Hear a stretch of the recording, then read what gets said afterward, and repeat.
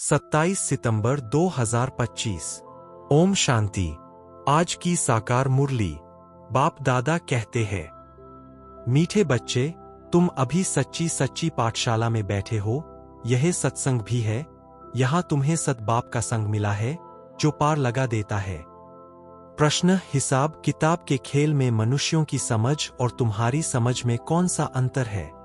उत्तर, मनुष्य समझते हैं यह जो दुख सुख का खेल चलता है, यह दुख सुख सब परमात्मा ही देते हैं, और तुम बच्चे समझते हो कि यह हर एक के कर्मों के हिसाब का खेल है। बाप किसी को भी दुख नहीं देते, वह तो आते ही है सुख का रास्ता बताने। बाबा कहते हैं, बच्चे, मैंने किसी को भी दुखी नहीं किया है, यह तो तुम्हारे ही कर्मों का फल है। गीत, इस पाप की दुनिया से। ओम शांति। मीठे मीठे रूहानी बच्चों ने गीत सुना। किसको पुकारते हैं? बाप को। बाबा आकर इस पाप की कलयुगी दुनिया से सतयुगी पुण्य की दुनिया में ले चलो। अभी जीव आत्माएं सब कलयुगी है, उन्हों की बुद्धि ऊपर जाती है। बाप कहते हैं, मैं जो हूं, जैसा हूं, ऐसा कोई नहीं जानते हैं। ऋषि मुनि आदि भी कहते हैं, हम रचिता मालिक अर्थात बेहद के बाप और उनकी बेहद की रचना के आदि मध्य अंत को नहीं जानते हैं। आत्माएं जहां रहती है वह है ब्रह्मा महतत्व, जहां सूर्य चांद नहीं होते हैं, न मूल वतन न सूक्ष्म वतन में। बाकी इस मांडवे में तो बिजलियां आदि सब चाहिए ना, तो इस मांडवे को बिजली मिलती है, रात को चांद सितारे, दिन में सूर्य। यह है बत्तियां। इन बत्तियों के होते हुए भी अंधियारा कहा जाता है। रात को तो फिर भी बत्ती जलानी पड़ती है। सतयुग त्रेता को कहा जाता है दिन और भक्ति मार्ग को कहा जाता है रात। यह भी समझ की बात है। नई दुनिया सो फिर पुरानी जरूर बनेगी, फिर नई होगी तो पुरानी का जरूर विनाश होगा। यह है बेहद की दुनिया। मकान भी कोई बहुत बड़े बड़े होते हैं, राजाओं आदि के। यह है बेहद का घर, मांडवा अथवा स्टेज। इनको कर्म क्षेत्र भी कहा जाता है। कर्म तो जरूर करना होता है। सब मनुष्यों के लिए यह कर्म क्षेत्र है। सबको कर्म करना ही है, पाठ बजाना ही है। पाठ हर एक आत्मा को पहले से मिला हुआ है। तुम्हारे में भी कोई है जो इन बातों को अच्छी रीति से समझ सकते हैं। वास्तव में यह गीता पाठशाला है। पाठशाला में कभी बूढ़े आदि पढ़ते हैं क्या? यहां तो बूढ़े जवान आदि सब पढ़ते हैं। वेदों की पाठशाला नहीं कहेंगे, वहां कोई भी एम ऑब्जेक्ट होती नहीं है। हम इतने वेद शास्त्र आदि पढ़ते हैं, इनसे क्या बनेंगे वह जानते नहीं। कोई भी जो सत्संग है, एम ऑब्जेक्ट कुछ नहीं है। अब तो उनको सत्संग कहने से लज्जा आती है। सत तो एक बाप ही है, जिसके लिए कहा जाता है संग तारे, कुसंग बोरे। कुसंग कलयुगी मनुष्यों का, सत का संग तो एक ही है। अभी तुमको वंडर लगता है, सारे सृष्टि के आदि मध्य अंत का ज्ञान कैसे बाप देते हैं। तुमको तो खुशी होनी चाहिए, तुम सच्ची सच्ची पाठशाला में बैठे हो। बाकी सब है झूठी पाठशालाएं, उन सत्संगों आदि से कुछ भी बनकर निकलते नहीं। स्कूल कॉलेज आदि से फिर भी कुछ बनकर निकलते हैं, क्योंकि पढ़ते हैं। बाकी कहा भी पढ़ाई नहीं है। सत्संग को पढ़ाई नहीं कहेंगे।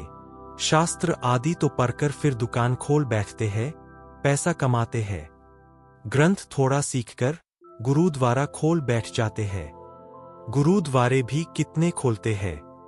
गुरु का द्वार अर्थात घर कहेंगे ना, फाटक खुलता है, वहां जाकर शास्त्र आदि पढ़ते हैं। तुम्हारा गुरुद्वारा है मुक्ति और जीवन मुक्ति धाम, सतगुरु द्वार। सतगुरु का नाम क्या है? अकाल मूर्त। सतगुरु को अकाल मूर्त कहते हैं। वह आकर मुक्ति जीवन मुक्ति का द्वार खोलते हैं। अकाल मूर्त है ना, जिसको काल भी खा नहीं सकता। आत्मा है ही बिंदी, उनको काल कैसे खाएगा। वह आत्मा तो शरीर छोड़कर भाग जाती है। मनुष्य समझते थोड़े ही है कि एक पुराना शरीर छोड़ फिर जाए दूसरा लेगी, फिर इसमें रोने की क्या दरकार है। यह तुम जानते हो, ड्रामा अनादि बना हुआ है। हर एक को पार्ट बजाना ही है।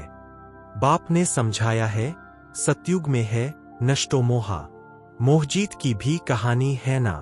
पंडित लोग सुनाते हैं, माताएं भी सुन सुन कर फिर ग्रंथ रख बैठ जाती है सुनाने के लिए। बहुत मनुष्य जाकर सुनते हैं। उनको कहा जाता है कनरस। ड्रामा प्लान अनुसार मनुष्य तो कहेंगे हमारा दोष क्या है। बाप कहते हैं, तुम हमको बुलाते हो कि दुख की दुनिया से ले जाओ। अब मैं आया हूं तो मेरा सुनना चाहिए ना। बाप बच्चों को बैठ समझाते हैं, अच्छी मत मिलती है तो वह लेनी चाहिए ना। तुम्हारा भी कोई दोष नहीं है। यह भी ड्रामा था। राम राज्य रावण राज्य का खेल बना हुआ है। खेल में कोई हार जाते हैं तो उनका दोष थोड़े ही है। जीत और हार होती है, इसमें लड़ाई की बात नहीं। तुमको बादशाही थी, यह भी आगे तुमको मालूम नहीं था। अभी तुम समझते हो जो सर्विस एबल है, जिसका नाम बाला है। दिल्ली में सबसे नामी ग्रामी समझाने वाला कौन है? तो झट नाम लेंगे जगदीश का। तुम्हारे लिए मैगजीन भी निकालते हैं, उसमें सब कुछ आ जाता है। अनेक प्रकार की पॉइंट्स लिखते हैं, ब्रिज मोहन भी लिखते हैं। लिखना कोई मासी का घर थोड़े ही है। जरूर विचार सागर मंथन करते हैं, अच्छी सर्विस करते हैं। कितने लोग पढ़कर खुश होते हैं। बच्चों को भी रिफ्रेशमेंट मिलती है। कोई कोई प्रदर्शनी में बहुत माथा मारते हैं, कोई कोई कर्म बंधन में फंसे हुए हैं, इसलिए इतना उठा नहीं सकते हैं। यह भी कहेंगे ड्रामा, अबलाओं पर भी अत्याचार होने का ड्रामा में पार्ट है। ऐसा पार्ट क्यों बजाया, यह प्रश्न ही नहीं उठता। यह तो अनादि बना बनाया ड्रामा है।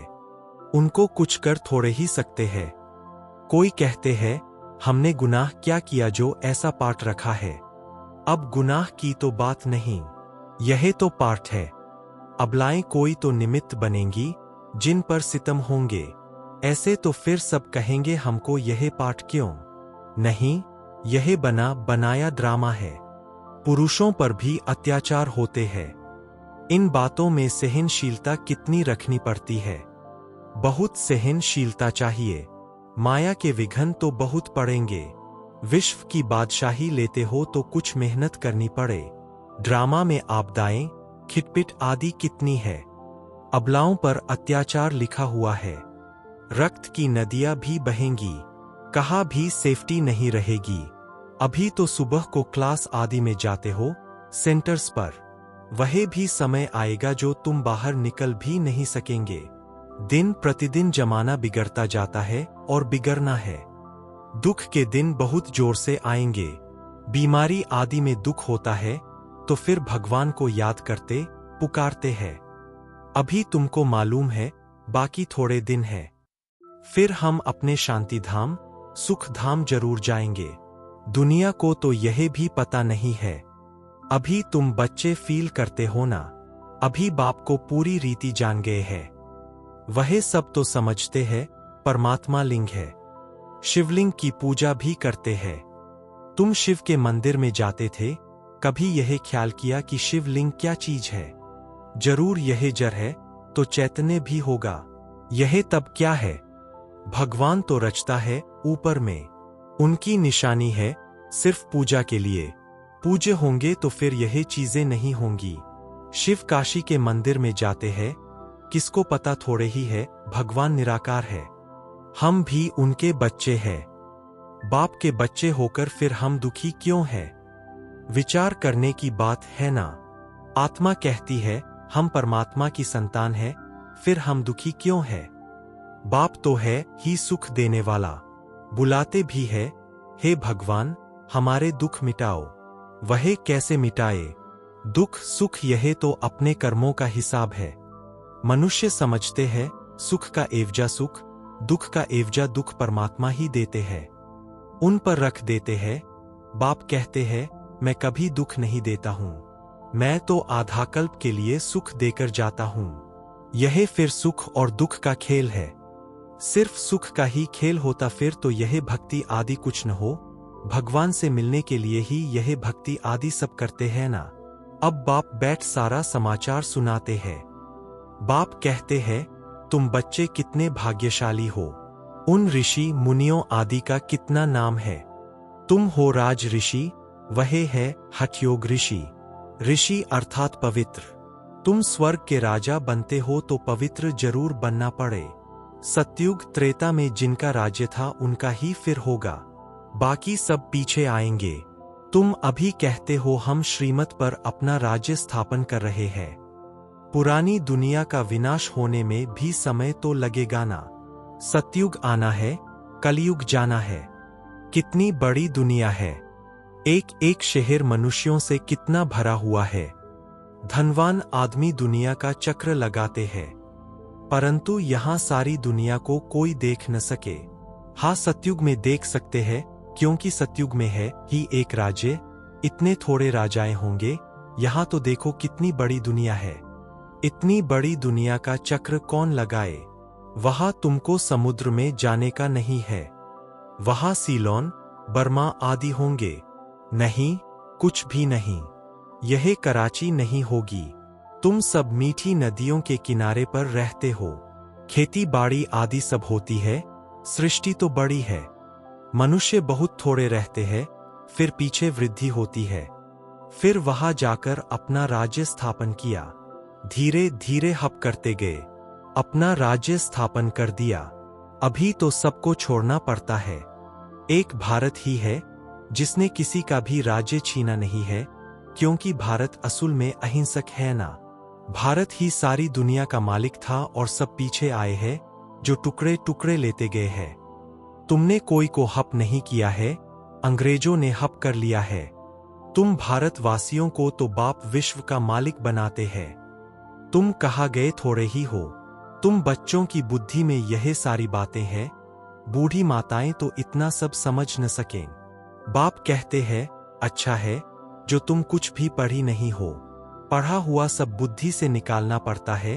एक बात सिर्फ धारण करनी है, मीठे बच्चे बाप को याद करो। तुम कहते भी थे ना, बाबा आप आएंगे तो हम वारी जाएंगे, कुर्बान जाएंगे। तुम्हें फिर हमारे पर कुर्बान जाना है। लेन देन होती है ना। शादी के टाइम स्त्री पुरुष एक दो के हाथ में नमक देते हैं। बाप को भी कहते हैं, हम पुराना सब कुछ आपको देते हैं। मरना तो है, यह सब खत्म होना है। आप हमको फिर नई दुनिया में देना। बाप आते ही है सबको ले जाने। काल है ना। सिंध में कहते थे, यह कौन सा काल है जो सबको भगाकर ले जाते हैं। तुम बच्चे तो खुश होते हो, बाप आते ही है ले जाने। हम तो खुशी से अपने घर जाएंगे। सहन भी करना पड़ता है। अच्छे अच्छे बड़े बड़े घर की माताएं मारे खाती है। तुम सच्ची कमाई करते हो। मनुष्य थोड़े ही जानते हैं, वह है ही कलयुगी शूद्र संप्रदाय। तुम हो संगम युगी, पुरुषोत्तम बन रहे हो। जानते हो पहले नंबर में पुरुषोत्तम यह लक्ष्मी नारायण है ना। फिर डिग्री कम होती जाएगी, ऊपर से नीचे आते रहेंगे, फिर आहिस्ते आहिस्ते गिरते रहेंगे। इस समय सब गिर चुके हैं। झाड़ पुराना हो चुका है, तना सर गया है। अब फिर स्थापना होती है। फाउंडेशन लगता है ना। कलम कितना छोटा होता है, फिर उनसे कितना बड़ा झाड़ बढ़ जाता है। यह भी झाड़ है। सतयुग में बहुत छोटा झाड़ होता है, अब कितना बड़ा झाड़ है। वैरायटी फूल कितने हैं मनुष्य सृष्टि के। एक ही झाड़ में कितनी वैरायटी है। अनेक वैरायटी धर्मों का झाड़ है मनुष्यों का। एक सूरत न मिले दूसरे से, बना बनाया ड्रामा है ना। एक जैसा पाठ कोई का हो नहीं सकता। इनको कहा जाता है कुदरती बना बनाया बेहद का ड्रामा। इनमें भी बनावट बहुत है। जो चीज रियल होती है वह खत्म भी होती है। फिर 5000 वर्ष के बाद रियलिटी में आएंगे। चित्र आदि भी कोई रियल बने हुए थोड़े ही है। ब्रह्मा की भी शक्ल फिर 5000 वर्ष बाद तुम देखेंगे। इस ड्रामा के राज को समझने में बुद्धि बड़ी विशाल चाहिए। और कुछ न समझो, सिर्फ एक बात बुद्धि में रखो, एक शिव बाबा दूसरा न कोई। यह आत्मा ने कहा, बाबा हम आपको ही याद करेंगे। यह तो सहज है ना। हाथों से कर्म करते रहो और बुद्धि से बाप को याद करते रहो। अच्छा, मीठे मीठे सिकी लधे बच्चों प्रति मात पिता बाप दादा का याद प्यार और गुड मॉर्निंग। रूहानी बाप की रूहानी बच्चों को नमस्ते। धारणा के लिए मुख्य सार। 1. सहनशीलता का गुण धारण कर माया के विघ्नों में पास होना है।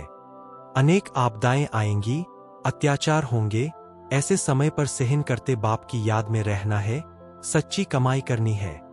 2. विशाल बुद्धि बन इस बने बनाए ड्रामा को अच्छी रीति समझना है। यह कुदरती ड्रामा बना हुआ है, इसलिए प्रश्न उठ नहीं सकता।